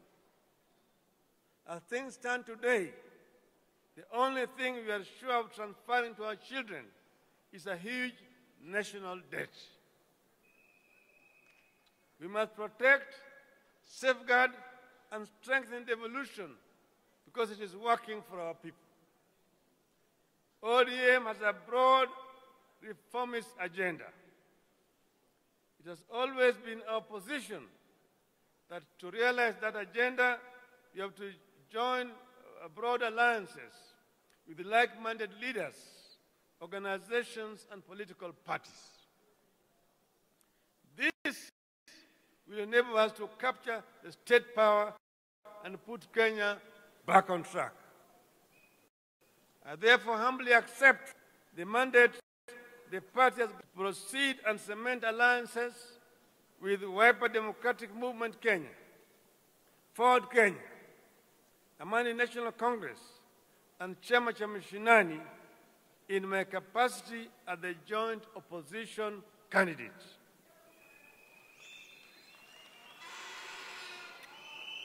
I pledge to work diligently with my worthy colleagues in the National Super Alliance, Honorable Stephen Kalonzo Musyoka, Senator Moses Masika Wetangula, Honorable Wycliffe Musalia Mudavadi, and His Excellency Governor Kiprono Ruto to deliver victory in August.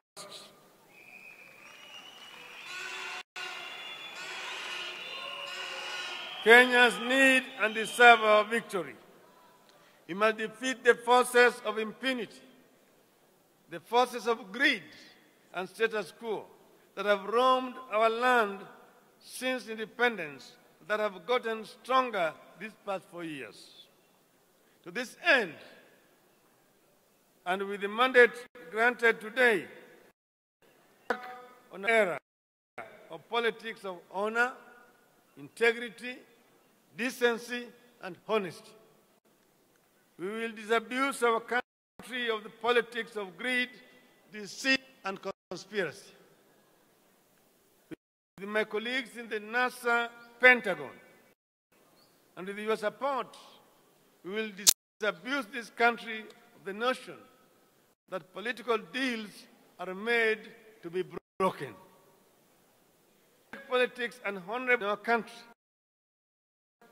and will make public office and public service be what they are meant to be, which is to serve and not to fleece or defraud public.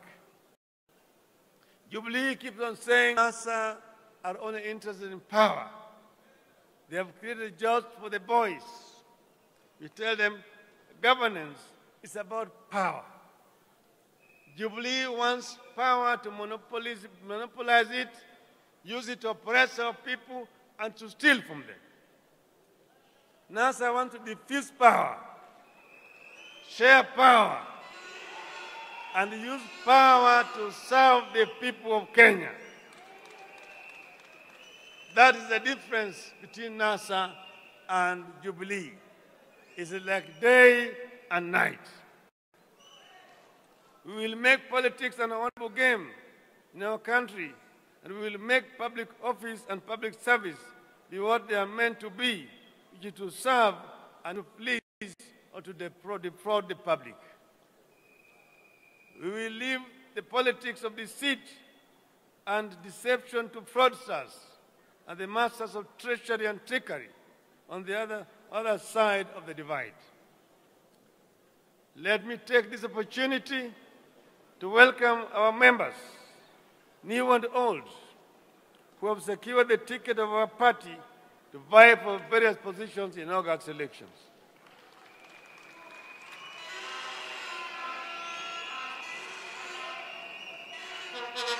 To those who are not lucky to secure the ticket and those who won alike, I urge that we close ranks now. Let us close ranks now as members of one party. I urge that we put the nomination contest behind us and turn our eyes squarely on the prize. Some of our members have chosen to run on independent tickets.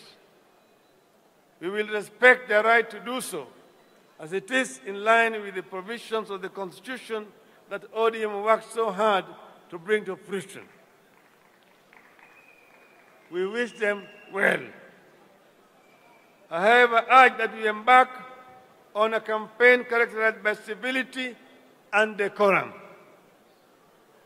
You must always remember that the enemy is not within ODM or NASA, but on the other side.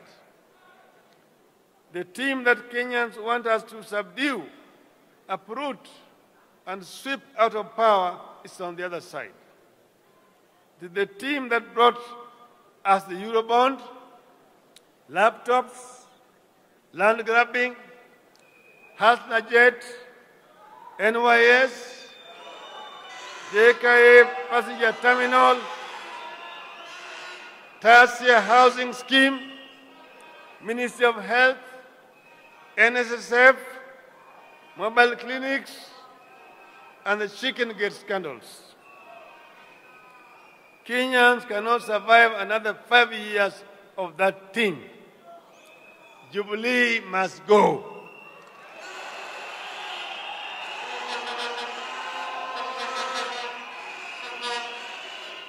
We are seeking to uproot Jubilee Party that has made corruption our second name and nature, that has sent cost of living beyond reach of majority of Kenyans, that has turned tribalism and nepotism into a government policy and denied our youth the opportunity to get jobs. We must train our political arsenals squarely on Jubilee, the party whose leaders preach water to the nation while they partake of the wines and spirits in the night. Kukula nyama, wengine wanameza mate.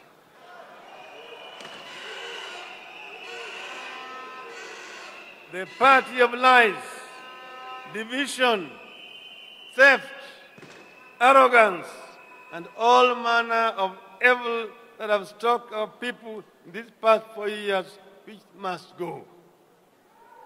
More than ever before, and with my worthy partners in us, I stand ready to lead from the front. We will not let you down. We will roll out elaborate and tested structures to take our message of redemption to all parts of the country, to get out the vote and protect the vote. Our position remains that we will not allow anybody to steal elections on August 8th. We repeat our stand that if you love this country, do not contemplate, do not imagine, and do not try to steal elections in August this year. We will not allow you to get away with it. Sisi kama wananasa tuko na jukumu. Tuko na jukumu ya kukomboa Kenya mara ya tatu na mara ya mwisho. Na tuko hapa na wenzetu. Na tumeongea pamoja. Tumekubaliana mandugu zangu. Huyu ndugu yangu Stephen Kalonzo Musyoka. Tulisimama naye mbele yenu hapa. Na tukasema tunaenda pamoja. na tukaenda na pamoja. Kalonzo Musyoka hakuangalia nyuma tena. Tuko naye hapa, ni mtu mimi niko tayari kushika mkono wake na kusema Kalonzo tosha.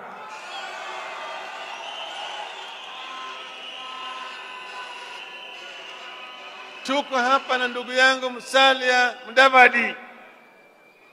Tumetembea na Musalia kwa muda mrefu zaidi, mnajua. Mara iliyopita alienda ngambo ile, tukaenda ngambo hii. Lakini sasa amerudi, tumeshikana pamoja. Yeye pamoja na ndugu Wetangula tumesema tunashikana wale na tutaona na wale mundu kwa mundu.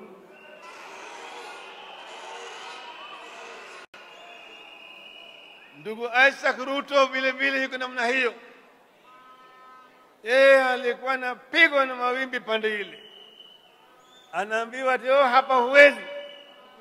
Tuko ndani ya serikali. Ndani ya serikali, na yeye akawaambia serikali gani? Duka pale ambayo watu wetu wananunua ndio wale ambao wako kwa upinzani mnasema wananunua kiduku hiyo. Bei ya unga ni sawa kwao na kwetu. Gharama ya shule ni juu kwa wao na sisi. Mambo matibabu imeathirika kwao na sisi. Pesa haifiki hapa mashinani kwa makati zote 47. Kwa hivyo hakuna mambo ya kutuambia sisi atuko ndani ya serikali. Tunangoja uongozi ya miaka 2022. Ndugu Isaac Ruto ametoka na amekuja na muungana na sisi pamoja. Hii movement ya NASA ni ya Wakenya wote. Makabila yote ya Kenya wako ndani ya NASA. Mmeona ndugu Koigi wa Mwere amekuja hapa, ameongea kwa niaba ya Wakikuyu. Mmeona ndugu mtu Mkindia ameongea kwa niaba ya watu jamii ya Meru. Na juzi tulikuwa Meru, Wameru wamesema wako ndani ya NASA.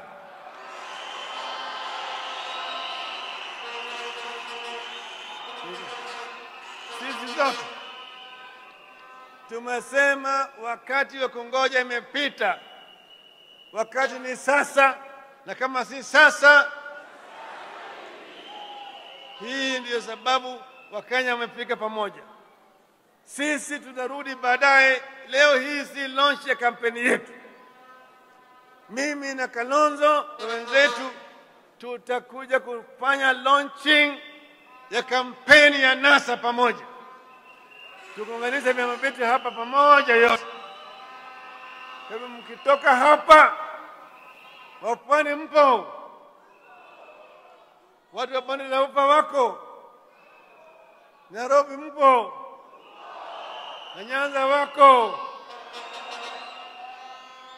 kila mapembe ya Kenya. Tunaambia nyinyi, pelekeni habari ya kwamba Wakenya wameungana pamoja na tutatembea pamoja mpaka August 8 mwaka huu, ambayo itakuwa siku ya mwisho ya Jubilee. Tuko tayari na watu milioni 10. 10 million strong. 10 million strong. Ikifika tarehe 8 nataka iwe 12 million strong. Itakuwa namna hiyo. Mungu awabariki. God bless you. God bless Kenya.